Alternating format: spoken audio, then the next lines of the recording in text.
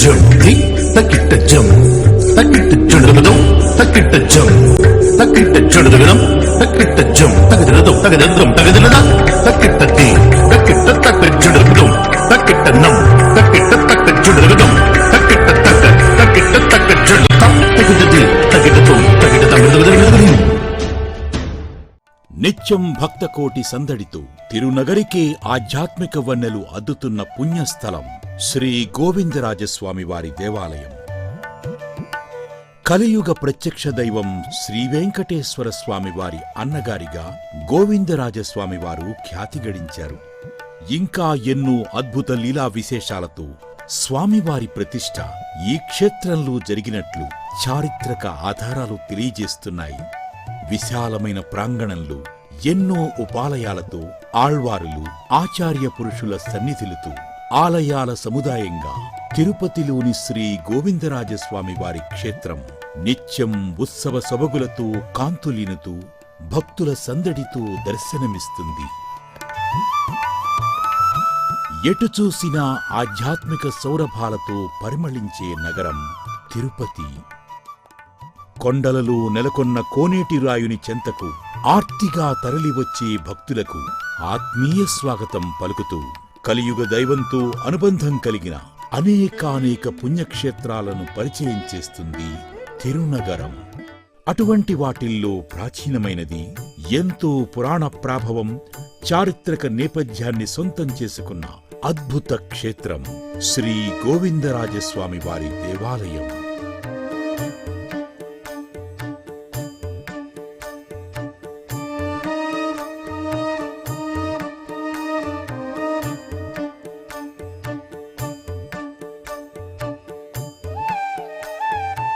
బస్సులు, రైళ్లు, మరే ఇతర ప్రయాణ సాధనాల ద్వారానైనా తిరుపతికి చేరుకున్న భక్తులు తప్పకుండా గోవిందరాజస్వామి ఆలయాన్ని సందర్శిస్తారు.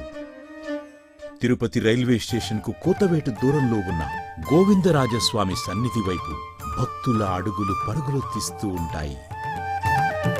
ఇరుకైన సన్నని దారిలో ఎత్తైన మహారాజగోపుర వైభవాన్ని చూసి తీరాల్సిందే. అటూ ఇటూ దేవతామూర్తులు, చిన్నారుల ఆటవస్తువులు, ఇంటిని అలంకరించే పలు సంప్రదాయ కళాకృతులతో క్రిక్కిరిసిన దుకాణాలు భక్తులను ఆకర్షిస్తుంటాయి.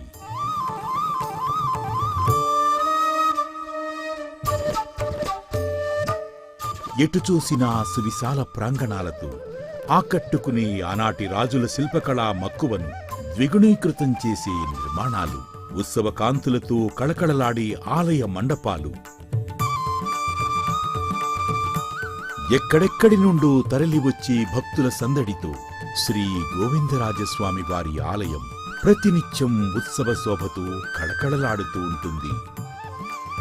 తిరుపతి పుణ్యక్షేత్రంలో అతి పురాతన వైష్ణవ క్షేత్రంగా శ్రీ గోవిందరాజస్వామి వారి ఆలయం వినుతికెక్కింది. ఎంతో ఘనచరిత్ర ఈ ఆలయ నిర్మాణం వెనుక దాగి ఉంది. ఒకప్పుడు శివభక్తుడైన కుళోత్తుంగ చోళరాజు క్రిమికంఠుడని రాజు విద్వేషంతో తన రాజ్యంలోని వైష్ణవాలయాలను నాశనం చేయదలిచాడు. ఆ సమయంలో చిత్రకూటంగా పేరొందిన చిదంబరంలోని శ్రీదేవి భూదేవి సమేత శ్రీ గోవిందరాజస్వామి వారి ఉత్సవమూర్తులను కొందరు వైష్ణవ భక్తులు రహస్యంగా తిరుపతికి తరలించి భగవద్రామానుజాచార్యులను రక్షించమని వేడుకున్నారు. శ్రీరామానుజాచార్యులు తన శిష్యుడైన యాదవరాజుకు మార్గనిర్దేశం చేసి శ్రీ పార్థసారథి స్వామివారు నెలవైన ఆలయ ప్రాంతమే స్వామివారికి సరైనది అని తలచి శ్రీ గోవిందరాజస్వామి వారి ఆలయ నిర్మాణం చేశారు. శ్రీ గోవిందరాజస్వామి వారి విగ్రహాన్ని భద్రపరిచి మూలమూర్తులను సుధా అనే మట్టి విశేషంతో తయారుచేసి చిత్రకూట నుంచి తీసుకువచ్చిన ఉత్సవమూర్తులతో చేర్చి ఇప్పుడు మనం చూస్తున్న గోవిందరాజస్వామి వారి ఆలయంలో ప్రతిష్ఠించి వైకానస ఆగమోక్తంగా పూజాధికాలు నిర్వహించారు. రామానుజాచార్యులపై భక్తితో ఆ యాదవరాజు శ్రీ గోవిందరాజస్వామి వారి ఆలయానికి రామానుజపురమని నామకరణం చేయించాడు. ఇక శ్రీ గోవిందరాజస్వామి వారి ఆలయం గురించి స్థానికంగా కూడా ఒక ఆసక్తికర కథనం మనకు వినబడుతుంది. తిరుమల శ్రీవారికి శ్రీ గోవిందరాజస్వామి వారు అన్నా అని చెబుతారు. శ్రీ వెంకటేశ్వరుడి వివాహ సమయంలో కుబేరుడి వద్ద అప్పుగా తీసుకున్న ధనాన్ని గోవిందరాజస్వామి వారు కొలిచి కొలిచి అలసిపోయి దిగువ తిరుపతిలో ఆదిశేషుడిపై శయనించినట్లు ఐతిహ్యం. అందుకు నిదర్శనంగానే ధనాన్ని కొలిచే కొంచాన్ని నేటికీ శయనమూర్తిగా దర్శనమిచ్చి గోవిందరాజస్వామి వారి వద్ద దర్శించవచ్చు. ఈ ఐతిహ్యాన్ని బలపరిచి ఒక గాథ జనస్రవంతిలో ఉంది. ఒకప్పుడు సంతానం లేని కాశీరాజు దంపతులు తిరుమలేశుడి సేవకు తిరుమలకు వస్తారు. ఆ సమయంలో కాశీరాజు ఇల్లాలికి శ్రీవెంకటేశ్వర స్వామి వారు కలలో కనిపించి ఆమె ధరించిన ముక్కెరును కానుకగా ఇవ్వమని అడిగారట. ఆ రాణి, నేను నా భర్త ఆజ్ఞకు లోబడి ఉన్నాను కనుక ఆయన అనుమతిస్తేనే కానుకగా సమర్పిస్తానని తెలియజేసిందట. అందుకు శ్రీనివాసుడు, నేను నా అన్న గోవిందరాజు ఆజ్ఞకు లోబడి ఉన్నాను, కావున ఆయన అనుమతి లభిస్తేనే సంతానం ప్రసాదిస్తానని చెప్పి అంతర్ధానమవుతారు. నాటినుంచి కొండకు వెళ్లే ముందు భక్తులు కొండ దిగువన ఉన్న తిరుమలేశుడి అన్న గోవిందరాజును దర్శించుకోవడం సంప్రదాయంగా మారింది.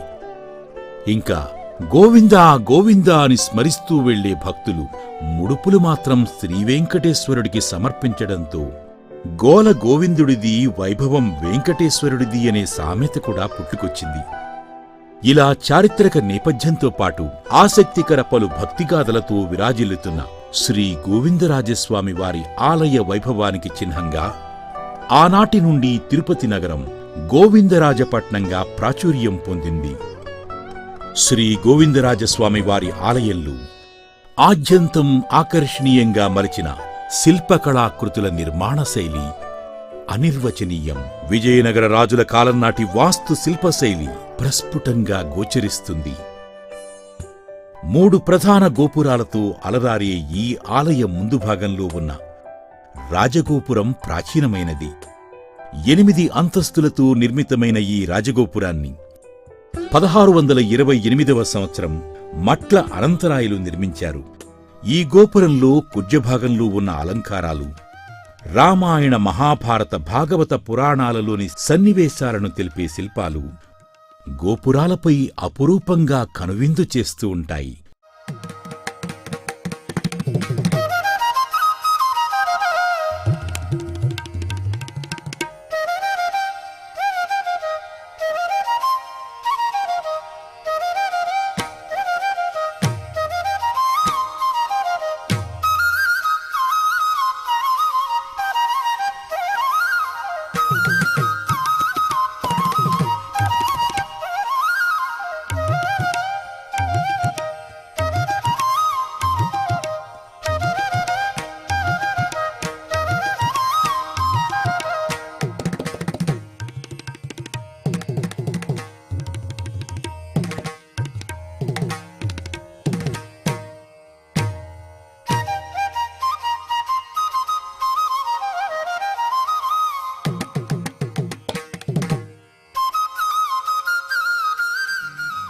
ఇక రెండో గోపురమును 15వ శతాబ్దంలో నిర్మించారు.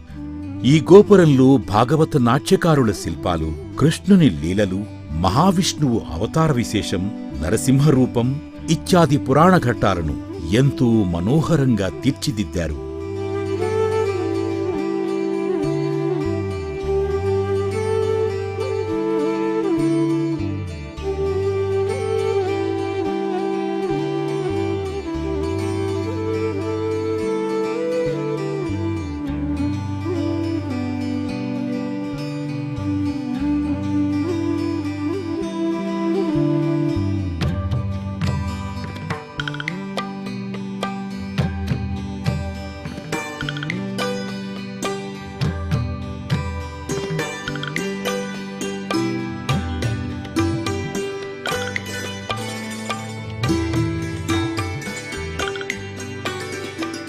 అలాగే 13వ శతాబ్దంలో 3 అంతస్తులతో మూడో గోపురాన్ని నిర్మించారు. ఈ గోపురం పైభాగంలో విజయనగర రాజముద్రికతో పాటు శ్రీమన్నారాయణుని అనేకానేక లీలా అవతార విశేషాలను అందంగా, అత్యంత రమణీయంగా తీర్చిదిద్దారు.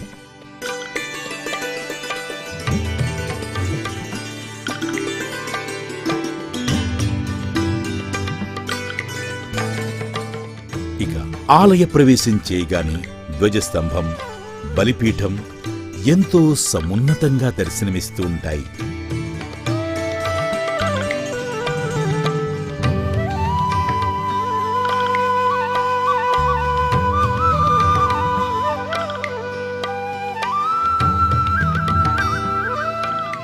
ఆ ముందరి రమణీయంగా దర్శనమిచ్చే ముఖమండపంలో దశావతార రూపాలు భక్తులకు ఆధ్యాత్మిక ఆనందాన్ని పంచుతూ ఉంటాయి.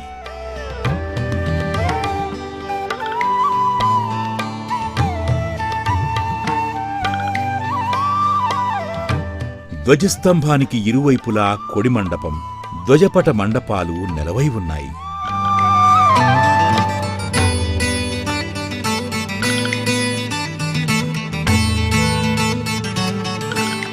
గర్భాలయంలో శ్రీ గోవిందరాజస్వామి వారు శేషపాన్పుపైన దక్షిణ దిక్కున శిరస్సు, ఉత్తర దిక్కున పాదాలు పెట్టి శంఖుచక్రాది ఆయుధాలతో చతుర్భుజులై నాభికమలం నుండి బ్రహ్మదేవుని ఉద్భవ దర్శనంతో అత్యంత సుందరంగా స్వామివారు ఆదిశేషుని ఛత్రఛాయలు, శయన భంగిమలు భక్తులను కటాక్షిస్తూ ఉంటారు. స్వామివారి పాదసేవలు శ్రీదేవి భూదేవి అమ్మవార్లు కొలువుదీరగా మధుకైటభులు తమ రాక్షస స్వభావం నుండి విముక్తులై స్వామివారిని ప్రార్థిస్తున్న భంగిమలు ఉంటారు. ఇక అనేకానేక ఉపాలయాలతో సమున్నతంగా దర్శనమిచ్చి శ్రీ గోవిందరాజస్వామి వారి ఆలయంలో శ్రీ రుక్మిణీ సత్యభామ సమేత శ్రీ పార్థసారథి స్వామి, శ్రీ గోదా శ్రీకృష్ణులు, శ్రీ కళ్యాణ వెంకటేశ్వర స్వామి నెలవై ఉన్నారు. ఇక్కడ శ్రీకృష్ణ దేవరాయల వారు నిర్మించిన కళ్యాణ మండపం శిల్పకళా శోభితంగా ఆకట్టుకుంటోంది. కళ్యాణ మండపంలో స్తంభాలపై శ్రీమన్నారాయణుని నాట్యభంగిమ, మహావిష్ణువు దశావతార రూపాలు, శ్రీ మహాలక్ష్మి, కాళీయ మర్దనం, నారసింహస్వామి, గజేంద్ర మోక్ష ఘట్టాలు సుందరంగా దర్శనమిస్తూ ఉంటాయి. అలాగే శ్రీ వరదరాజస్వామి, తిరుమంగై ఆళ్వార్ సన్నిధి, చందనపు అరా నెలవై ఉన్నాయి. సుదర్శన చక్రత్తాళ్వారులు, భాష్యకారులు, తిరుమల నంబి, అనంతాళ్వార్ల సన్నిధి కొలువుదీరి ఉన్నారు. ఇక్కడ మనం ఇంకొంత విశేషంగా చెప్పుకోవలసింది శ్రీ గోవిందరాజస్వామి వారి పట్టపు దేవేరి శ్రీ పుండరీకవళ్ళీ అమ్మవారి సన్నిధి ఎంతో కళాత్మకంగా ఉంటుంది. అనంత కరుణా కటాక్షాలను మెండుగా కురిపించి అమ్మవారి వైభవానికి తగ్గట్టి ఆలయ నిర్మాణం ఉంది. అష్టలక్ష్ముల దివ్యమూర్తులతో చూడచక్కని శిల్ప రమణీయతతో అమ్మవారి ఆలయ ప్రవేశద్వారం కనువిందు చేస్తూ ఉంటుంది. గర్భాలయంలో బంగారు కాంతుల వజ్రాభరణాలు, వర్ణమయ పుష్పమాలలు, పట్టు వస్త్రాలతో అభయప్రదానం చేసి పుండరీకవళ్ళి దర్శనం భక్తుల మహద్భాగ్యం. రెండో గోపురం దాటిన వెంటనే లోపలి వైపు, గోపురానికి ఉత్తరం వైపు రెండంతస్తుల మండపంలో అష్టభుజాలతో శ్రీ సుదర్శన చక్రత్తాళ్వార్ల సన్నిధి మహోన్నతంగా నెలవై ఉంది. శ్రీ సుదర్శన భగవానుడి శిలారూపంతో పాటు రాగి యంత్రాన్ని కూడా శ్రీ గోవిందరాజస్వామి వారికి అభిముఖంగా 15వ శతాబ్దంలో తాళ్లపాక అన్నమాచార్యుల కుమారులు పెద్ద తిరుమలాచార్యులు ప్రతిష్ఠించారు. ఎంతో భక్తి ప్రపత్తులు కలిగిన పెద్ద తిరుమలాచార్యులు శ్రీ సుదర్శన నరగడ అనే స్తుతిని రచించారు. శ్రీ గోవిందరాజస్వామి వారి ఆలయంలో ఆళ్వారులు, ఆచార్యుల సన్నిధులు కొలువుదీరి ఉన్నాయి. తిరుమల నంబి సన్నిధి, భగవద్రామానుజాచార్యుల వారి సన్నిధి, పూదత్తాళ్వార్ల సన్నిధి, మధురకవి, అనంతాళ్వాన్ల సన్నిధి ఇక్కడ మనకు దర్శనమిస్తూ ఉంటాయి. ఆలయం వెలుపల వాహన మండపం ఎదురుగా ఉన్న బుగ్గోత్సవం జరిగే బుగ్గ పక్కన శ్రీలక్ష్మీ మండపం నెలవై ఉంది. పూర్వం ఇక్కడే ఊంజల్ సేవలను నిర్వహించేవారు. వాహన మండపం ప్రక్కన ముదళ్వార్ సన్నిధి, ఎదురుగా మనవాళ మహాముని సన్నిధి ఉన్నాయి. అలాగే కుంభహారతి మండపం ప్రక్కన శ్రీ వేదాంత దేశికుల సన్నిధి నెలవై ఉంది. శ్రీ గోవిందరాజస్వామి వారికి ఎదురుగా తూర్పు మాడ వీధిలో శ్రీ భక్తాంజనేయ స్వామి వారి సన్నిధి,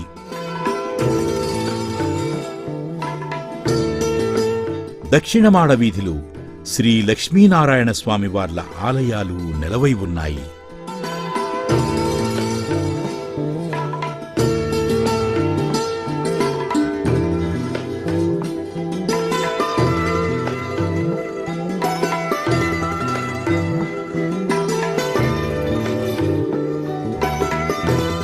ప్రస్తుతం శ్రీ గోవిందరాజస్వామి వారి పుష్కరిణి ప్రాంతంలో పూర్వం పుదుకొలము అనే కోనేరు ఉండేది. అర్చకులు భక్తులు ఈ కోనేరులో పుణ్యస్నానాలు ఆచరించేవారు. అనంతరం 1931వ సంవత్సరం ఇక్కడే విశాలంగా పుష్కరిణిని తీర్చిదిద్దారు.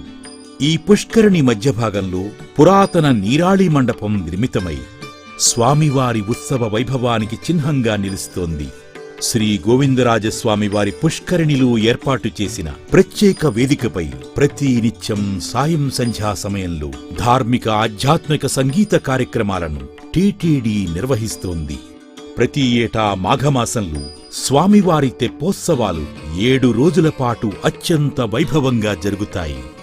1130వ సంవత్సరంలో చిదంబరంలో శ్రీ మహావిష్ణువుకు ఏ విధంగా పూజలు జరిగేవో ఆ విధంగానే తిరుపతిలోని శ్రీ గోవిందరాజస్వామి వారికి కూడా అర్చనాదులు జరిగేలా భగవద్రామానుజాచార్యులు నిర్దేశించారు. ఫాల్గుణ మాసంలో ఉత్తర ఫల్గుణీ నక్షత్రంలో శ్రీ గోవిందరాజస్వామి వారి ప్రతిష్ఠ జరిగింది. 1219వ సంవత్సరంలో వీరనరసింహరాయుల రాణి శ్రీ గోవిందరాజస్వామి వారి ఆలయంలో అఖండ దీపం కోసం 32 గోవులను సమర్పించినట్లు ఒక దానశాసనం ద్వారా తెలుస్తోంది. 1234వ సంవత్సరంలో రాయల రాణి పైడిపల్లి గ్రామాన్ని ఆలయాలకు సమర్పిస్తూ సగభాగం రాబడిని తిరుమల శ్రీవారికి, మిగిలిన సగభాగం గోవిందరాజస్వామి వారికి సర్వమాన్యం క్రింద సమర్పించినట్లు శాసనాధారం. సాళువ వంశకాలంలో స్వామివారి ఆలయం బాగా అభివృద్ధి చెందింది. 1239వ సంవత్సరంలో వీరనరసింగ యాదవరాయల భార్య ఈ ఆలయ రథం మరమ్మత్తుల నిమిత్తం కొన్ని కానుకలను అందజేసినట్లు శాసనం ఉంది. ఇంకా ఈ ఆలయానికి సంబంధించిన ఇతర శాసనాల ద్వారా 1220వ సంవత్సరానికి పూర్వమే శ్రీరామానుజాచార్యుల సన్నిధి నిర్మితమైనట్లు తెలుస్తోంది.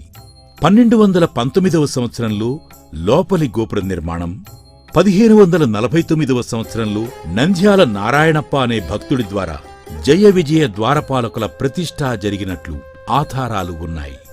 1494వ సంవత్సరంలో వేదాంత దేశికుల సన్నిధికి సమీపంలో 4 కాళ్ల మండప నిర్మాణం, 1493వ సంవత్సరంలో చిత్రకూట మండపం, 1234వ సంవత్సరంలో శ్రీ గోదాదేవి, శ్రీ తిరుమంగై ఆళ్వార్ల సన్నిధి నిర్మితమైనట్లు చెబుతారు. అలాగే 1287లో నమ్మాళ్వార్ల సన్నిధి, 1469లో కులశేఖరాళ్వార్ సన్నిధి, 1300లో పెరియాళ్వార్ సన్నిధి, 1234లో తిరుమంగై ఆళ్వార్ సన్నిధి, 1543లో మధురకవి ఆళ్వార్ సన్నిధి, 1433లో కోరత్తాళ్వాన్ సన్నిధి, 1457వ సంవత్సరంలో సాలై నాచియార్గా కీర్తించి శ్రీ పుండరీకవళ్ళి అమ్మవారి ఆలయంతో పాటు 1624లో తిరుపతి పట్టణానికి మకుటాయమానంగా నిలుస్తున్న మహారాజగోపుర నిర్మాణం మట్ల అనంతరాజు కాలంలో నిర్మించినట్లు తెలుస్తోంది. ఇక సకల దేవతలు కొలువుదీరిన శ్రీ గోవిందరాజస్వామి వారి ఆలయం నిత్యం ఉత్సవ శోభతో కనువిందు చేస్తూ ఉంటుంది. కొమ్మలాల ఎంత వాడే గోవిందరాజు, కొమ్మలాల ఎంత వాడే గోవిందరాజు, కుమ్మరించి రాజసమే గోవిందరాజు, కొమ్మలాల ఎంత వాడే గోవిందరాజు, కుమ్మరించి రాజసమే గోవిందరాజు వంటి పలు తాళ్లపాక అన్నమాచార్యుల వారి సంకీర్తనలు శ్రీ గోవిందరాజస్వామి వారి ఉత్సవ వైభవానికి ప్రతీకగా నిలుస్తున్నాయి. ఆళ్వారులు, ఆచార్య పురుషుల ఉత్సవాలు జనన మాస నక్షత్ర సమయాలలో 10 రోజుల పాటు తిరునక్షత్ర మహోత్సవాలు శాత్తుమరా నిర్వహిస్తారు. చైత్రమాసంలో ఉగాది ఆస్థానం జరుగుతుంది. వృషభమాసంలో అనురాధ నక్షత్రానికి ముగిసే విధంగా శ్రీ గోవిందరాజస్వామి వారి బ్రహ్మోత్సవాలు అత్యంత వైభవంగా తిరుమల శ్రీవారికి నిర్వహించే వాహనాల క్రమంలోనే జరుగుతాయి. చక్రస్నానం మాత్రం ఆళ్వార్ తీర్థంగా వినుతికెక్కిన కపిల తీర్థంలో నిర్వహిస్తారు. తరువాత వచ్చే మాసంలో ఉత్తర ఫల్గుణీ నక్షత్రం నాడు పుష్పయాగ మహోత్సవాన్ని నేత్రానందంగా నిర్వహిస్తారు. ఇక భాద్రపద మాసంలో 3 రోజుల పాటు శ్రీ గోవిందరాజస్వామి వారి పవిత్రోత్సవాలు ఆగమోక్తంగా జరుగుతాయి. మాఘమాసంలో పూర్ణిమకు పూర్తి అయ్యే విధంగా 7 రోజుల పాటు తెప్పోత్సవాలు శ్రీ గోవిందరాజస్వామి వారి పుష్కరిణిలో వైభవంగా జరుగుతాయి. తొలి రోజు శ్రీ సీతాలక్ష్మణ సహిత కోదండరామస్వామివారు, రెండో రోజు శ్రీ రుక్మిణీ సత్యభామ సమేత పార్థసారథి స్వామివారు, మూడో రోజు శ్రీదేవి భూదేవి సమేత శ్రీ కళ్యాణ వెంకటేశ్వర స్వామివారు, నాల్గో రోజు శ్రీ గోదా కృష్ణస్వామివారు, 5, 6, 7 రోజుల్లో శ్రీదేవి భూదేవి సమేత గోవిందరాజస్వామివారు తెప్పలపై సుందరంగా వేంచేసి భక్తులను కటాక్షిస్తారు. మకరమాసంలో అధ్యయనోత్సవాలు జరుగుతాయి. ఆషాఢమాసంలో 3 రోజుల పాటు జ్యేష్ఠాభిషేక మహోత్సవాలు, అష్టోత్తర శతకలశ స్నపనం జరుగుతాయి. ఇక నిత్య సేవల్లో భాగంగా ఉదయం 5 గంటలకు సుప్రభాత సేవ, 6 గంటల 30 నిమిషాలకు తోమాల సేవ, 7 గంటలకు సహస్రనామార్చన, 9 గంటలకు మొదటి గంట నివేదన, శాత్తుమొర, 12 గంటల 30 నిమిషాలకు మధ్యాహ్న కాలార్చన, నివేదన, సాయంత్రం 5 గంటలకు సాయం ఆరాధన, తోమాల సేవ, నివేదన, రాత్రి 9 గంటలకు ఏకాంత సేవ, ఇలా ఎన్నో సేవలు తిరుమల తిరుపతి దేవస్థానం ఆధ్వర్యంలో అత్యంత రమణీయంగా కొనసాగుతాయి. విశేషించి నిత్యోత్సవాలలో చెప్పుకోవలసింది ఊంజల్ సేవ. ఇటీవలే టీటీడీ ఎంతో అద్భుతంగా ఐనమహల్గా పేర్కొనే అద్దాల మండపాన్ని ఆధునీకరించింది. ప్రతిరోజు సాయం సంధ్యా సమయంలో శ్రీదేవి భూదేవి సమేత శ్రీ గోవిందరాజస్వామివారు సకలాభరణ భూషితులై బంగారు ఊయిలలో వేంచేసి అద్దాల వెలుగులతో వరాలను కురిపిస్తూ ఊంజల్ సేవలో దర్శనమిస్తారు. అలాగే రోహిణీ నక్షత్రం నాడు శ్రీ రుక్మిణీ సత్యభామ సమేత శ్రీ పార్థసారథి స్వామివారు, శ్రవణా నక్షత్రం రోజున శ్రీదేవి భూదేవి సమేత శ్రీ కళ్యాణ వెంకటేశ్వర స్వామివారు, ఉత్తరా నక్షత్రం రోజు శ్రీ పుండరీకవళ్ళీ తాయారుతో పాటు ప్రతి శుక్రవారం ఆండాళ్ అమ్మవారికి ఈ అద్దాల మండపంలో ఊంజల్ సేవ జరుగుతుంది. ఇలా ఏడాదిలో 300 రోజులు అనేకానేక ఉత్సవాలతో శ్రీ గోవిందరాజస్వామి వారి ఆలయం భక్తులకు ఆధ్యాత్మిక ఆహ్లాదాన్ని అందజేస్తూ ఉంటుంది. తిరుమల శ్రీనివాసుడు, తిరుపతి శ్రీ గోవిందరాజస్వామివారు ఇద్దరూ విష్ణుస్వరూపులే. తిరుమల శ్రీవెంకటేశ్వరుడు స్థానకమూర్తి, తిరుపతి శ్రీ గోవిందరాజస్వామివారు శయనమూర్తి. ఇక గోవిందరాజస్వామివారి ఉత్సవమూర్తి, ఆసనమూర్తి. తిరుమల శ్రీవారిని, తిరుపతి శ్రీ గోవిందరాజస్వామివారిని దర్శించుకుంటే భక్తులు స్థానక ఆసన శయనమూర్తులను దర్శించుకున్నంత శుభఫలం దక్కుతుంది. ఈ మూర్తులను సృష్టిస్థితి సంహారాలకు ప్రతీకలుగా అభివర్ణిస్తారు. ద్వాపరయుగం నాటి శ్రీ పార్థసారథి స్వామివారిని, కలియుగం నాటి అర్చామూర్తి శ్రీభూ సమేత శ్రీవెంకటేశ్వర స్వామివారిని, శ్రీభూదేవేరులతో శయనమూర్తిగా వేంచేసిన శ్రీ గోవిందరాజస్వామి వారిని దర్శించుకుని అందరం పునీతులమౌదాం. ఓం నమో వెంకటేశాయ.